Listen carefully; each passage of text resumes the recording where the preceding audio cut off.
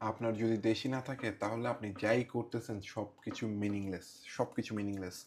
আমার কথাগুলো একটু মনোযোগ দিয়ে শুনবেন। আজকে যেটা হয়েছে যে গতকাল রাত থেকে ইনকিলাব মঞ্চের যারা সদস্যরা আছে ওরা হাদি হত্যার বিচারের দায়িত্ব যাতে জাতিসংঘকে দেয়া হয় তদন্তের কাজটা, এটার জন্য ওরা যমুনার সামনে অবস্থান করছে। ওখান থেকে আজকে তারা তাদের অবস্থান কর্মসূচি শিফট করে ইন্টারকন্টিনেন্টালের সামনে আনছে আফটার জুমা। কালকে রাত থেকে আজকে পর্যন্ত প্রায় 12 থেকে আই গেস 16 ঘন্টার উপরে হয়ে গেছে।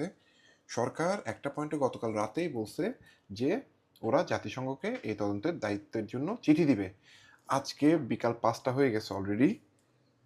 ইয়েস, 5টা হয়ে গেছে, এখনো পর্যন্ত সরকার একটা চিঠি ইস্যু করতে পারে নাই।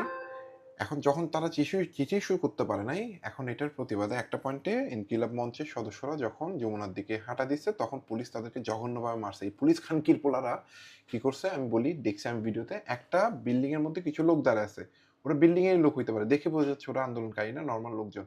খানকির পোলার ওখানের মধ্যে ঢুকে গিয়ে মানুষজনকে মারা শুরু করছে। আপনি যে দলের সমর্থকই হন না কেন, আপনি যে ব্যক্তি হন না কেন, আপনি যে মতাদর্শীর ব্যক্তি হন না কেন, আপনার রাস্তায় নামা উচিত হাদি হত্যার বিচারের জন্য।